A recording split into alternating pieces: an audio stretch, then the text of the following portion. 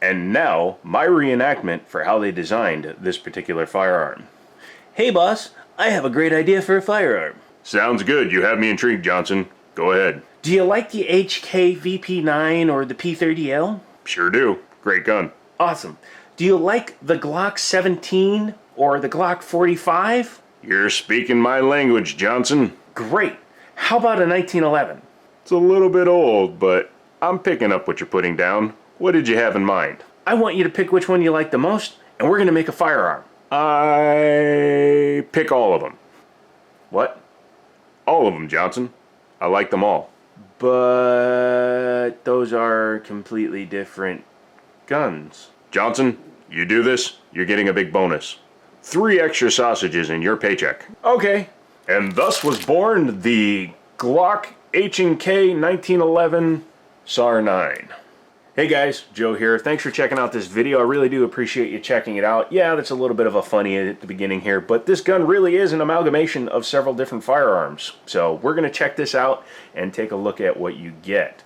Before I get going, thank you so much for checking out this video. If you're new to the channel, maybe consider getting subscribed. You can see stupid stuff like that opening I just did. You can see us at the range, all that fun stuff. And you can use my Amazon affiliate links to help me find and purchase stuff like this firearm. This is technically mine. I bought it, but I bought it with the intent to just check it out and then probably sell it on because I wasn't finding them used in my area, and this one was a great price. Let's go ahead and do a safety check before we get going. Drop the mag, bring the slide back, lock it in the open position. Check, check. Gun is safe. Let's set that aside over here. Yeah, so you can see the HK style panels. And let's check out the box. The box is a nice closed cell foam design. It's cut to fit the pistol. It comes with 2 magazines, and these are 17 rounders. Comes with 3 back straps, 3 sets of side panels, because this is very much HK, as I said in the opening. A really, really, really nice driver for a roll pin, which I'm keeping. It's mine now. A cleaning brush and a rod for pulling through your cleaning swabs, and yeah, I'm probably gonna keep all of that. Sorry. You also get a gun lock, a sticker that you can put on your safe or your car if you want to, you know, ruin your car's value by putting stickers all over it, and your manual. But none of that matters today. Let's go ahead and close it up. Nice case it comes in, very understated. Some of the early Sarchemol stuff was like in bright blue boxes or bright red boxes. They don't do that anymore. Here is the firearm itself, and as you can see by taking a quick look at it, where that opening comes from, this is an amalgamation pistol. Sarchemol's is based out of Turkey. Sarchemol's makes a lot of, I don't want to say knockoff guns, but they do a lot of guns that are inspired by other firearms in the industry. AKA, they find what they like and they use it. Very clearly, from a glance, you can tell that that is definitely HK style design with the grip, the angle, the panels, the way it's designed. This is all just lifted directly from an HK style pistol. The VP9 is what it very closely, similarly amalgamates, as well as the P30. I think the VP9 more than the P30 because this one has an integrated magwell in it. Looking at the top, you can see that this slide is basically a Glock. It's the same length as a Glock 17, but it has forward slide serrations like a Glock 45. That's why I kind of mentioned that one on here. And it has a Glock style extractor, squared off design, pinned in front sight. So it's very much a Glock top end, and the 1911 little kick is the manual safety. Ambidextrous on this pistol for some reason, because nothing else on the gun is. It's a very decent looking pistol. Some people would say it's ugly because it's blocky and it doesn't have any real kind of like design cues to it. Some newer guns, Taurus G3, have nice cuts in them and design cues. I actually think this is a good looking pistol. I've been looking at these since they were first released, and they were less expensive a year ago, but they're still very reasonable. A gun like this will run you in the mid-3s to just under $400, which does push it up into a Glock price range. However, if you're adamant that you not own a Glock, this could be a good alternative. It competes probably with guns like the Security 9, the G3 for sure, although the G3 is at least $100 cheaper on average, and a few other pistols of its kin. Springfield and Smith & Wesson stuff comes to mind. Being this is a polymer 9, it has a polymer lower, steel upper, has a trigger with a trigger safety on it. You can see that it has a trigger safety right there to go with the external safety. Some people are adamant about not having an external safety, period. Some people just don't like them on striker fired guns. I don't care either way. Although you will see at the range that I engaged it when showing it off and then forgot to disengage it. But that's just because I'm not familiar with this gun as a personal piece. If it was something I was carrying on a day-to-day basis, I probably would be a little bit more familiar with it, like my 1911s. 1911s, as soon as I pull them from the holster, I naturally disengage the safety. Single action only, so once you pull the trigger on this firearm, it stays in the rearward position. It is dead until you cycle the slide or another round goes in it. You will see on the trigger itself there is a red indicator that does show that the firearm is in the firing position, and basically that's your striker indicator, because when the trigger is out and you can see the red, that means the striker is charged. Trigger pull, 5.5 pounds is the average on it. I don't have a Lyman gauge. I should get one. Don't forget to subscribe so that I can probably buy one here soon. But the trigger pull itself is pretty simple. Boom. With a pretty nice reset. It just comes out and then goes right back into it.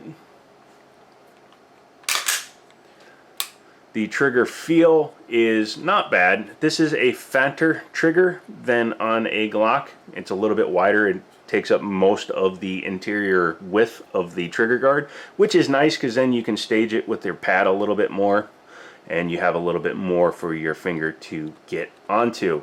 As you can see, it's got a little bit of take up, and then it just stops, and then you just pull it.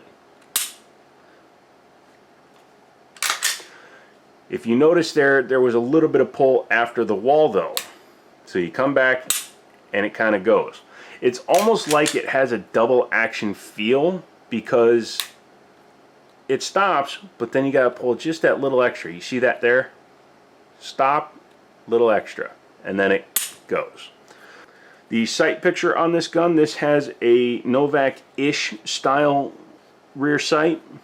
You can loosen it and knock it for side to side windage, not for elevation, with a front. Again, this is a screwed in from the bottom like a Glock front sight. However, this comes standard with a pretty nice 3-dot sight arrangement that's very easy to pick up. A little bit of zhuzh here in the rear sight. That was the way it came out of the box, but I don't really care if the rear sight has dots. I don't focus on the rear sight. You should be focusing on your front sight. Anyways, hard to pick up when I'm trying to do it. I'm looking at my computer screen because I have my camera connected to my computer today.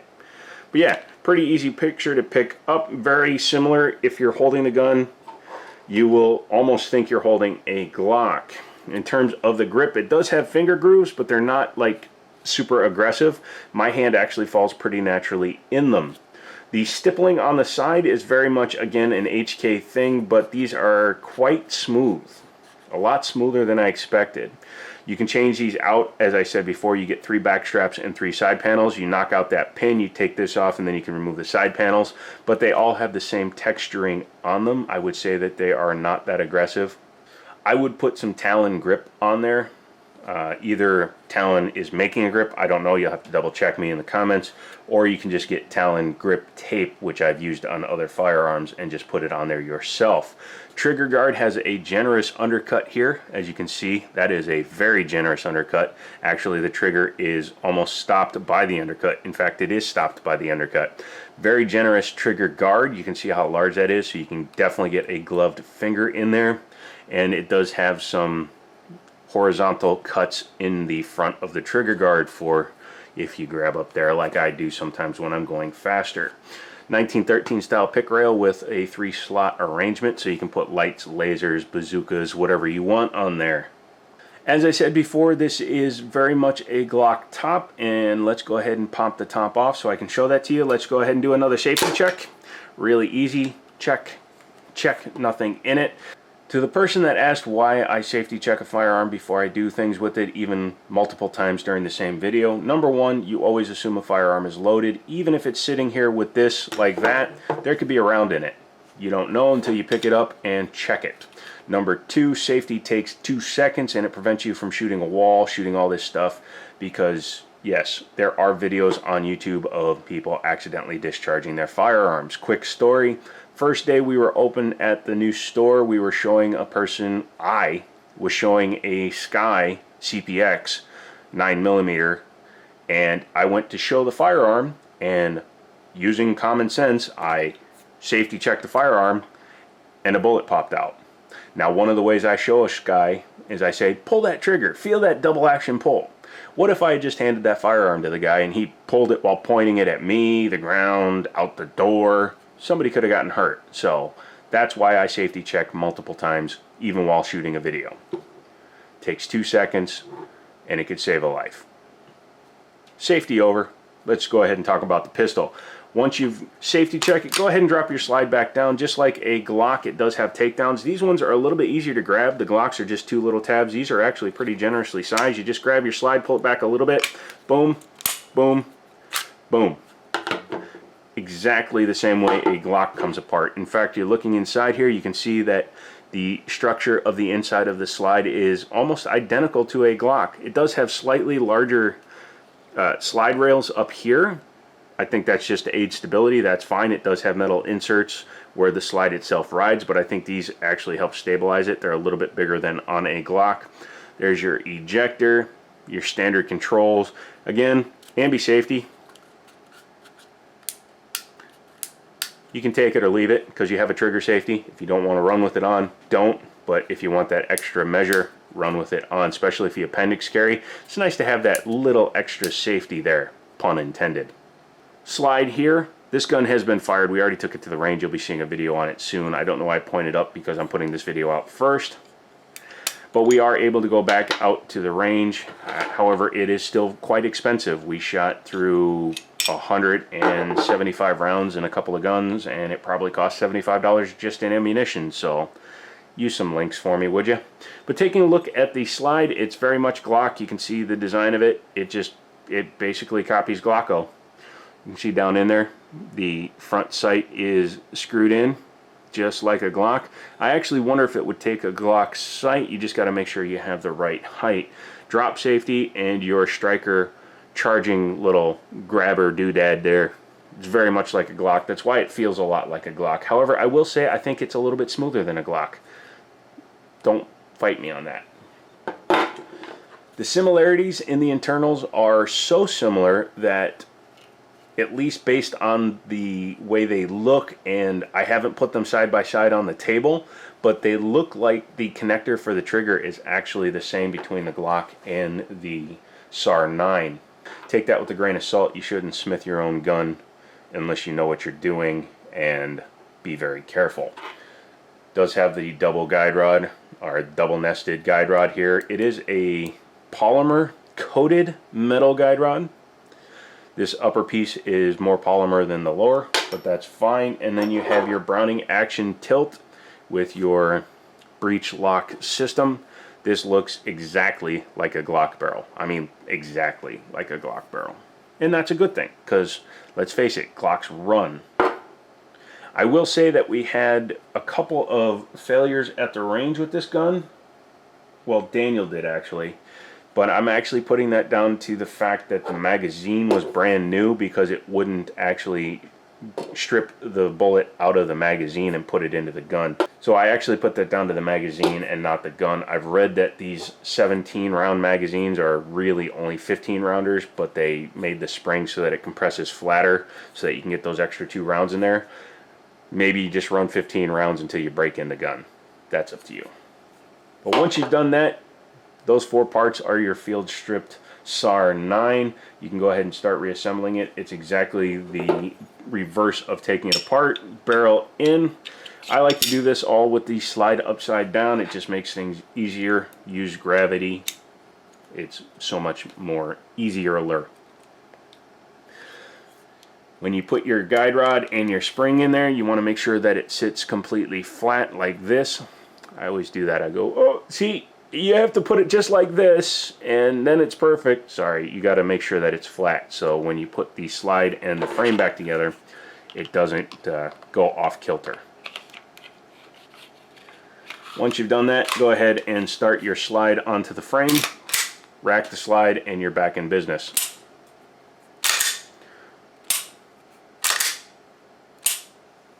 So yeah, that is the SAR Shimals SAR 9. It's a good striker-fired polymer pistol. I think it's definitely worth a look-see if you're considering Glock or the Ruger Security 9 or the Taurus G3.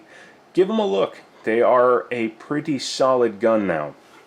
Well, just in general. I don't know why I said now. Liberty Arms has them when they come in. You can call them up. They're down in Harrisonburg, Virginia. Just Google it and you can say, hey man, I'm looking for one. Do you have one in stock right now? This one is going down to the store. It's available for purchase. The reason why I bought it is because I traded one of my other firearms in and bought two. You'll be seeing the other one pretty soon, but I am just going to sell this one on. For what I got it for, I can sell it and not lose any money, and I got to have some fun with it. In fact, where I lost money was on ammunition. These videos are not sponsored. Even though I mentioned Liberty Arms, it's just because they let me borrow firearms to do videos on, and I want to say thank you to them. In fact, if you use my code, which is still active in the online store, which is Jimmini, J-I-M-M-I-N-I, just like the channel name, you'll save 5% at checkout, and that applies to firearms, ammunition, gear, pretty much everything on the website. So do that and help them out so that they'll continue to help me out. You will be seeing the at the range video for this firearm coming up soon, and then I think you'll see how accurate and good this pistol can be. I'm out of here. This has been Joe. This is the Jimmini Show. This is the SAR 9, and as always, I'll talk to you later.